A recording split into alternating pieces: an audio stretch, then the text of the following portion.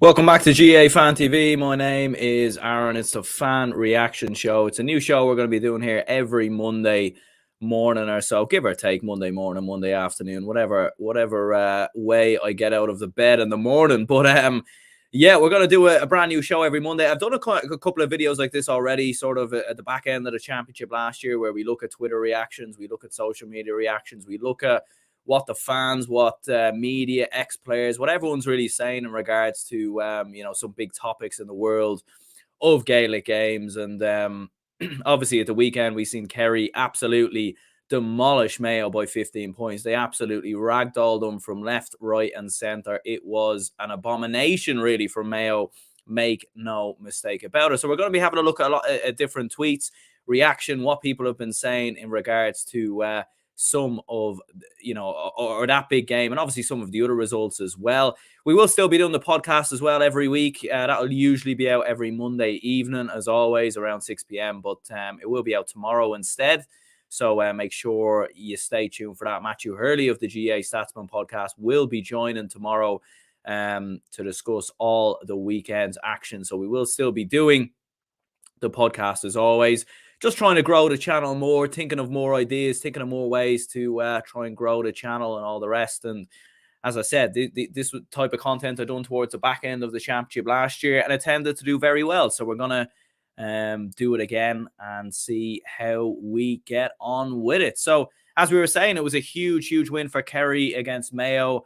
But of course, we will start by discussing David Clifford and having a look at some tweets in regards to him, because it was a fantastic performance from David Clifford. And I suppose the real question now has to be, is he the greatest footballer of all time? Because that is the question that's been, people are saying, the greatest footballer maybe since Peter Canavan, the great, up there maybe since Bernard Brogan, maybe. Like, he's really put his foot down as in the conversation as one of the greatest footballer of all time, if not the greatest. Now, for me, I still think, look, he's definitely on track to achieving that. He's only, 22, 23. He's not even in his prime. He's arguably still got 10 more years, possibly even more, playing for this Kerry senior football team. So the question really is, he obviously needs to add All-Irelands for him to be in that conversation. It is about legacy as well. And I think for All-Irelands, that's definitely what, winning All-Ireland titles is what he needs to do, in my opinion, to really cement themselves as number one. And the first tweet coming in here from Sean McGoldrick, and Kerry captain and man of the match David Clifford remembers the late Red Oak Murphy in victory speech would have played against each other in Sigerson Cup. And look, I obviously put out a post over on Instagram and here on the YouTube. I put up a post on YouTube as well, just passing on my condolences to the family of Red Oak Murphy, to anyone connected with him as well. With Sligo GAA, Curry, anyone who's played with him, obviously with Sigerson Cup, with DCU. And it's just absolutely tragic, and it just really does put a lot into perspective, really, when you hear news like that. And it's just absolutely shocking, really. So it was brilliant to see David Clifford obviously passing on his condolences during that speech. A class act as a player, a class act as a human. And it was brilliant to see him, passing on his condolences there during that speech and acknowledging what was such a tragic circumstance. And, Red Oak Murphy, I remember hearing about him coming through at Sligo, and I remember seeing the talent that he is. And just so sad to see those news. Really puts a lot into perspective when that news broke on Friday evening. And it makes the football irrelevant when you hear news like that. So but it was nice to see David Clifford acknowledging that and obviously discussing that in his speech towards the end of the game. In regards to some of his performance, or regard to David Clifford's performance in the final, Conor Moore says here, what a time to be alive, getting to watch David Clifford on a regular basis. And yeah, look, we are going through, it kind of reminds me really in soccer, football, whatever you want to call it, when Lionel Messi and Ronaldo were very much in their pomp and in their prime, and you're thinking you're never going to get two players as good as this again. And this maybe feels like that with David Clifford. And even as a Dublin fan myself, I feel like you have to cherish how good of a footballer he is, how good of a talent he is, because he's just exceptional. He really, really is. The way he carries the ball is it almost defies physics in some ways. The way he runs at full speed and almost kicks the ball without slowing down. It's very unnatural, and it does remind me quite a lot of when Lionel Messi broke on the scene. Because you were looking at him and the way he'd move with the ball when he was playing for Barcelona or Argentina, and you think, how has he done that? Like, you'd be looking at it and, absolute madness. So just crazy, crazy stuff from David Clifford, and what a football talent he is. Stephen Poacher says, genuinely the greatest player I have ever seen, and only 23. Today was just an exhibition on and off the ball. A joy to watch. The most open All-Ireland in years might have to be reviewed. It's a great point, isn't it? Because I think a lot of people were kind of looking at the All-Ireland this year and saying, there's so many teams that are in with a chance. So many teams maybe can win it. Kerry go out, and I think Kerry have been the favourites in most people's eyes. I've had my reservations with Kerry personally, just because I've seen them flop in All-Ireland semi-finals, and the record in Croke Park in the build-up to this game had been quite poor in recent years. Just one win in the last 11. So I had been a little bit worried about Kerry there. And I know people could probably say the same about Mayo in terms of All-Ireland finals, but Mayo's record in semi-finals has been very, very good. And league finals, it hasn't been that bad either. But the moral of the story is Kerry put that to one side and they absolutely demolished Mayo. And the amount of confidence that will give them going into the All-Ireland series will be absolutely massive. And I know a lot of people will say, oh, well, Kerry demolished Tyrone at the end of the league last year, and look how Tyrone responded. I think there's a few different circumstances to that game. I think, first of all, it was a dead rubber. There was no league final. The game was played very early in the morning in Clarny, I think like 12 p.m. Tyrone had to travel all the way up. So, there are some circumstances building into that, in my opinion anyways. And look, Mayo obviously did have a lot of injuries, as we said yesterday, and I'm sure they will, hopefully get a few of those lads back for the Galway game. It's not the end of the world for Mayo. They are still very much in contention, and I certainly wouldn't rule them out just yet. But no doubt about it, yesterday was very much about this Kerry team. A few comments flying in there, which I can see. We'll get to them at the end of the video there. But Roy Curtis says here, if you put the best of Gooch, Maurice Fitzgerald and Mikey Sheehy's DNA into a pot and stirred, you just might get a genius on the level of David Clifford. A magnificent freak. Some first half display in Croke Park today. Sorcery on tap. A privilege to watch. And as I said, you just run out of superlatives really to, you run out of verbs to describe him really, and exceptional stuff. And I think for him, he has to, hopefully, I don't think it's really up to him. I think it's up to his teammates more so than him, because I think in an All-Ireland final, he delivers, make no mistake about that. But I think it's obviously up to the other 14 players and management to get things right in terms of Kerry winning that All-Ireland, so he can go down as the greatest, in my opinion. Multiple All-Irelands, all the rest, I think, is what he needs to win to cement himself as the best, in my opinion. But he is certainly on track to that. And in terms of natural ability, he is the best footballer in the country. Make no mistake about that. Joe Brolly says, I caramba, David Clifford, holy mother of bomber listing. Maurice Fitz and Mikey Sheehy rolled into one. Tommy Rooney says here, David Clifford has made today's league final worth watching. He's been mad to get that goal all half. Skins O'Hara, and then a gorgeous finish to lift it over Byrne. And yeah, we will show that clip of Padraig O'Hara and David Clifford in a brief moment in time as well. Certainly both of them going at it blow for blow. And, a lot of different opinions on that in terms of Padraig O'Hara sort of trying to get into the mind of David Clifford. But we could clearly see it did not work in the slightest at all. I mean, David Clifford, if anything, used that for extra motivation, extra ammunition for what he was about to do next, which was just absolutely rinsing him in half. And, sending him right to his nearest cleaners. Unbelievable stuff there. Blake Forkin says Padraig O'Hara is a better defender than a vast majority who play the sport in this country. He's known for being totally driven. Do the angelic football fans on here expect him to show up and just not try to unsettle the best there is? Clifford simply came out on top. And, I would agree with that to a certain extent. There was a lot of people who were criticising O'Hara in terms of his performance and saying, David Clifford torn him inside and out and all the rest. Like, realistically, when you go 1-to-1 on David Clifford, it's always going to be difficult. And the way that Mayo set up, it was going to be very, very tough. When you go man-to-man on David Clifford, probably not the wisest idea. We've seen teams in the past who've doubled up on Clifford and they've limited his scoring threat. But see, the problem is when you do that is you leave spaces for Sean O'Shea if he's playing Killian Spillane, Paul Gainey, Paddy Clifford. You leave so much space for the other players. So it's sort of, you can't really double up on them because then you're giving too much space to the other players and potentially leaving a free man in Kerry's forward line. And that's just not the wisest decision either. But we have seen defenders in the past do a great job on David Clifford. One of the Cork defenders, I remember last year, kept him scoreless from play, I think, in that Munster final, albeit Kerry absolutely demolished Cork. So there was really nothing to play. It was Clifford didn't even have to be at his best in that game. But yeah, I think O'Hara is a great defender. He was exceptional against Dublin last year.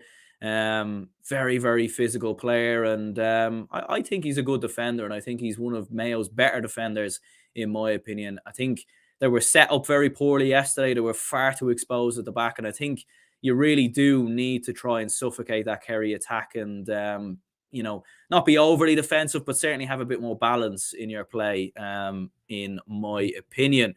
Daniel Hussey said Clifford is on another level, absolutely roasting one of the best defenders in the country, generational talent. What an absolute player that Clifford is. And yeah, as I said, O'Hara is one of the best defenders in the country. I mean, I've seen some people saying like, what fullbacks are better than O'Hara? And it's an interesting one. There probably isn't too many really.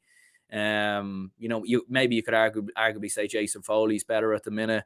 The Kerry fullback. I think O'Hara is better than Davy Byrne right now, in my opinion.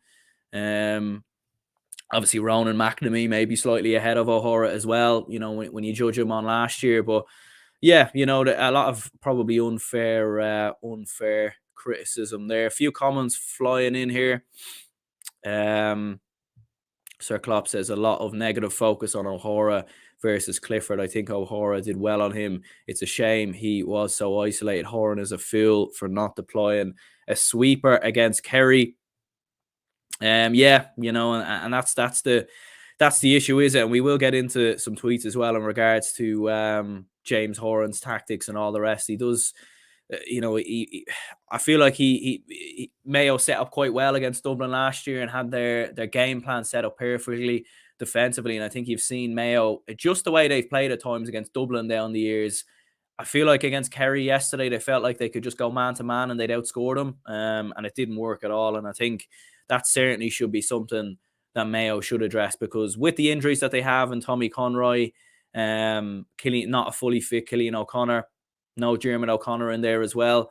Are you going to realistically be outscoring teams if you go man to man? I'm not sure. And I think if you play that way against Galway man to man, there could be a lot of worries there.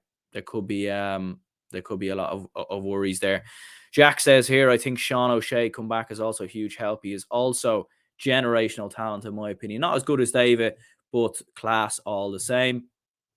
Yeah, I think he definitely is in the conversation. Make no mistake about that. He's exceptional sort of in behind, and he's the perfect player to have with Clifford in the team at the same time, because when a lot of people put their attention on Clifford, it sort of frees up O'Shea, and then when a lot of people are on Sean O'Shea, it frees up Clifford a bit. So it's an extra player to add in there, and I think you wonder how much Kerry would have won by yesterday if Sean O'Shea's in there. I think they win by even more. So yeah, kind of crazy indeed. We'll have a look at the clip of Padraig O'Hara and David Clifford yesterday, of course, when they were having a little conversation, shall we say, and then we'll get some tweets up on the screen and share our opinions on it. So let's have a look.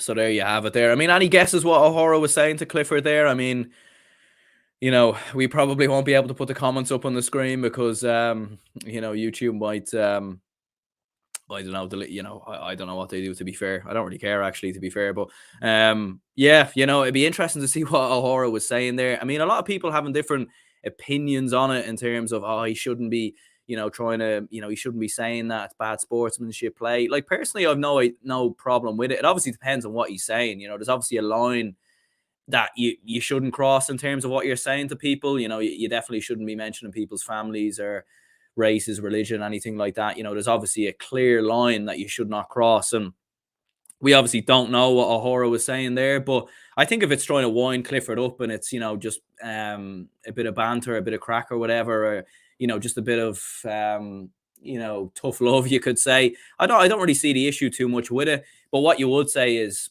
you know, is it really going to work against a player like David Clifford? Should you really be aggravating him the way he is? You know, maybe obviously O'Hara is probably trying to get a rise out of Clifford, so maybe he does something stupid and gets sent off, maybe gets a yellow and then picks another one up later or something like that. But generally speaking, I think, you know, I think it's one of those things, in my opinion, that you're going to see a lot of. But I think maybe it is one of those things also that players, you know, should take note of with David Clifford, is maybe you shouldn't really aggravate him in that kind of way, because he's very likely to make an absolute mug out of you a couple of minutes later. And Aiden OMalley says, don't poke the bear. And that is exactly the point, isn't it? Because, you know, you rile him up, you get him aggravated, and maybe he gets an extra, 10 to 15% in his game. And I think that's kind of what went on to happen. And Darren OSullivan says, to be fair to O'Hara, his only hope with Clifford is to try and get both of them sent off. And yeah, you know, that's probably the point, isn't it? He's obviously trying to rile up Clifford to maybe try and get him sent off or whatever. What I would say as well is, one thing that is really, really frustrating me in Gaelic football and in hurling is this notion of referees who decide to book both players. And it's just an easy cop-out. It's the easy way out. I just don't really understand it at all. Like, why does Clifford get a yellow card there? I don't get it. You know, I know he stands up to O'Hara and obviously leans his head in a bit, but I don't think he deserves a yellow there, in my opinion. And we see this too often where, you know, a fight breaks out and the referee will just either send one player off on one side, one player off, and another yellow card here, yellow card there. It's just an easy cop out, and it's just lazy refereeing, in my opinion. And that definitely needs to be something that needs to be addressed. Mark Kelly says O'Hara has no right to be melting out at Clifford. He's getting a runaround. And yeah, look, he's, you know, it's probably one of those things where you're trying to gain an advantage over a player that you know that has had you on toast for the majority of the game, you know, and that's probably the big point there. But yeah, a few comments flying in here. Shane says Clifford isn't the best ever. Yeah, I would agree. I don't think he's the best ever just yet. I think, you know, but he's definitely on track to achieve that. I don't think there's been a better player than him at his age, is what I would say. You know, and when you look at the team that he's in, you know, he's not just playing for a team that doesn't win All Irelands. You know, he's playing for a very, very good team, and the players around him are very good. He's got a manager that knows how to win All Irelands. They've improved brilliantly defensively. I think, you know, if Clifford goes down with 4 or 5 All Irelands, I think he does go down as the greatest of all time. You know, if you're looking at players who are the greatest of all time, you're probably looking at Maurice Fitzgerald, Colm Cooper, Stephen Cluxton, Brian Fenton, Con O'Callaghan, maybe Jeremy Connolly, these kind of lads. But I think if Clifford adds 5, 6 All Irelands to his rank when he retires, which he could very well do, because I said I think he's got 10 plus years. You know, you know, obviously up to him if he doesn't opt out, barring injuries, barring anything like that. He's probably, you would see, like, if he wins one this year, that team is going to dominate, in my opinion. They're going to win 3 or 4 in the next, you know, they mightn't win 5, 6 in a row like Dublin have won. they might not do that because of maybe Dublin will improve and other teams will improve. But I think they will be the favourite almost every year for the next 6-7 years if they do win it this year. And that's why this year is so important. And Shane says there, another Clarny man, and his name is Colm the Gooch Cooper. And that's exactly the point. And, Colm Cooper did it on the big occasion. He did it on the big stage in All-Ireland finals. And that is obviously what Clifford needs to do. And, it's obviously down to his teammates as well. Do you know what I mean? Like, it's down to to other players on the team. Kerry didn't lose in the semi-final against Tyrone last year because of Clifford, in my opinion. But what I mean is they didn't lose because of Clifford. He was brilliant that day. He goes off injured. So yeah. Hora, are you back or forward? A man marked, a sweeper. Figure it out. I suppose that it's up to Horan as well, isn't it? To what way he deploys Padraig O'Hora in the game. I definitely think that fullback role suits him quite a lot. But you do see him venturing forward as well. So he does. There probably needs to be a bit more structure to Mayo's play. In regards to the Mayo performance, a few other tweets coming in here that will throw up on the screen. And Colm Keys says, far too easy for Kerry, 319-13 winners over Mayo. Absentees don't insulate how poor Mayo were. Another league title in his first year for Jack O'Connor. Good omen for them. Yeah, and I think when Jack O'Connor has gone on to win the All-Ireland, he's also won the league in his first season in charge. So, good omen for Jack O'Connor. What you would say is, look, we've seen Kerry obviously share the league last year. They probably would have won that league final against Dublin last year. They won the league the year previous as well. So they have a great record in winning league titles in the last couple of seasons. Now, obviously, they need to make it count in terms of All-Irelands. Vinny Murphy says, Kerry played great, but it must be viewed against a very poor Mayo performance. You can't keep coming back with fellas that have failed over and over again, leaving O'Hora on Clifford laughable. Look, I don't really know what you do with Clifford, though. Like, as I said before, if you double up on him, you limit his influence, but at the same time, you leave other players there. You leave, if Sean O'Shea's playing, you leave him maybe unmarked. Do you know what I mean? Like, so if you double up on him, you'll limit Clifford's influence, but you'll just give other players an option. I think realistically, what you need to do is what Tyrone done last year, whereas they suffocate the space inside their own 45. You've sweepers in there to rack up the loose balls. I think that is the best way of going about it. And then obviously you look to hit them on the attack with pace. And obviously Kerry have improved massively defensively, so I don't know if you'll get as much joy with that. But I think when you look at what Tyrone did against Kerry last year, and that's probably why I would be of the opinion that I do think it's a weird one, because I don't think Tyrone will win the All-Ireland, but I also think that, there's an old expression in sports that styles make fights, and that is why I think Tyrone could have a very, arguably the biggest chance of beating anyone, or Tyrone probably have the biggest chance of beating Kerry than anyone else. But we'll have to wait and see. Joe Brolly says, James, tactics have not changed since 2012. And Chloe Lynch says here, it might not have been Rory's day, but can't forget the situation he was put in, stepping in last minute when Rob got injured and starting games that wasn't expected. First year probably on the team, better days hopefully ahead. And that was in regards to the Mayo goalkeeper, Rory Byrne, who, like, to be fair, made 2 big saves in the first half. He done his best obviously on the first goal as well. So look, not the worst performance from him, to be perfectly honest. I think it was more so the Mayo defense and probably the way they were set up was the big issue. Joe Brolly certainly loves to have a dag at, or have a stab at the Mayo team. He was the first man on Twitter to be going, to be digging in at Mayo, and I'm sure he has his annual article probably half written at this stage on the Mayo footballers, and I wouldn't be surprised to see one pop out in the next few days from him, because that's generally what he does. Leaving David Clifford 1v1 is not perhaps the wisest managerial plan, and that is it is a fair point to be honest there.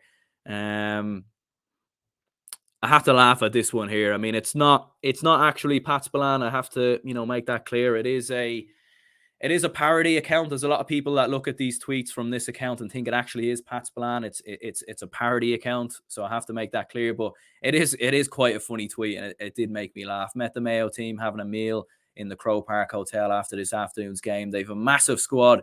There must have been 35 of us in the room altogether. 8 All-Irelands between us. So, look, just a little bit of banter there. Don't get offended. It's just a joke, isn't it? It's just a joke. So, yeah, Stephen Poacher again here says O'Rourke goes after Mayo's running game and blames lack of kicking. More lazy research. Paddy Spillane or what should I say there? Paddy Clifford, 11 and 12. Clearly in picture defending in huge numbers regularly around the unbelievable. I think he meant to say Adrian Spillane there. Surely it's time, RTE, to get somebody who's actually watched it. And yeah, I was a little bit surprised by that as well. Like, I don't think Mayo play as much as a running game as Colm O'Rourke said. They certainly do go very direct. We've seen them do that against Dublin. We've seen them do that in the past as well. There's just a bit more variation to their play. And I think it was more down to the brilliant defense of Kerry. There was an image, I think 4 or 5 players around Ryan O'Donoghue, and it looked very sort of Paddy Tally, Tyrone-esque type defending that we've seen them do in the past. So yeah, a little bit unusual there from Colm O'Rourke, but nothing too much surprised. Shane says we'll have 40 All-Irelands by 2030 easily. I guess he means in total there. I can't remember how much All-Irelands Kerry have in total. Irish guy says, how much have the Carrybacks improved? That is the real question. It's debatable. I think they definitely have improved, but it's more so probably the structure of how they're set up and the organisation.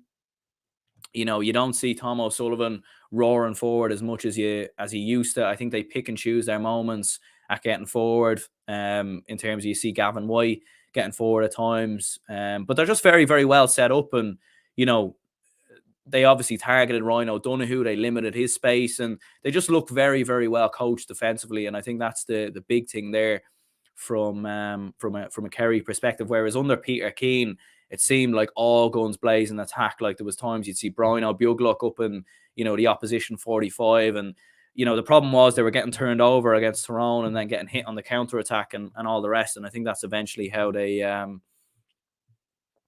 got beat there, in my opinion. Shane says here as well, David was unbelievable yesterday, but I would have given Jason Foley man of the match because that was the best Kerry fullback performance I've seen since Aiden OMalley.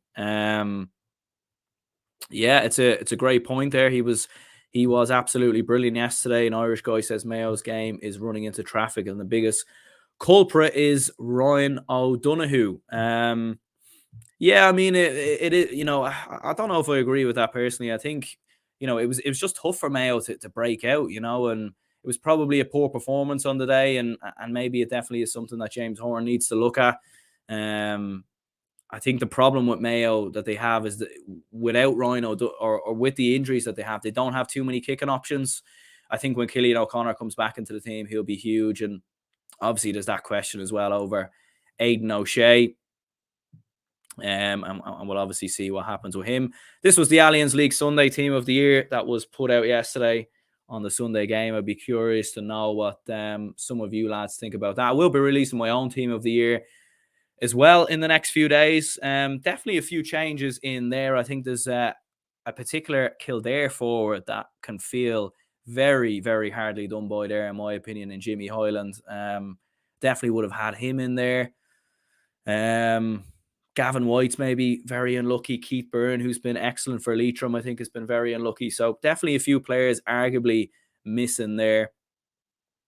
But it is a hard one to judge because of the fact that we, haven't seen too many, Division 3 and Division 4 games this year. So a little bit unlucky. Smaller Fish GAA says this is actually the point of the weekend. On the run, on the sideline, outside of the right, never broke stride. He got four in total in 52 minutes before putting his hand up to come off. It's Mark Russell, son of former referee Paddy. And Mark Russell was tremendous for Tipperary in that game versus Cavan really stood up on the big day, kicked some absolutely brilliant scores over the weekend. And a little bit unlucky that his Tipperary side lost out on the day.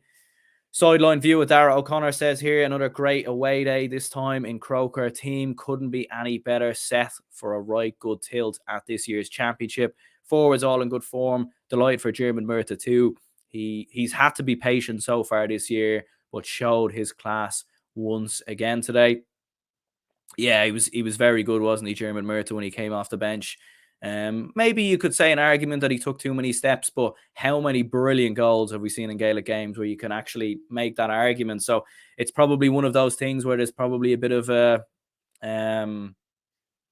you kind of just let it go, maybe, unless he's taken way too many steps or whatever. But look, it was a great finish, and Roscommon are looking good. They really are, and when you look at maybe the injuries that Mayo have and maybe the vulnerability of them defensively, they could have a real chance of catching either a Mayo or a Galway cold in that Connacht final. Who knows? But yeah, just in regards to some of the hurling games at the weekend, we'll touch on, I suppose, some tweets in regards to that very briefly. Michael Verney says here, all 4 Waterford goals hit into the ground before rattling the net. Definitely something that has been coached into them by Cahill and Bevan. So difficult for a keeper to save, and a lesson to all forwards. Top corner looks great, but don't give the goalie a chance. And it's a great point there actually as well. And when you actually look back at all the goals, you will see sort of a clear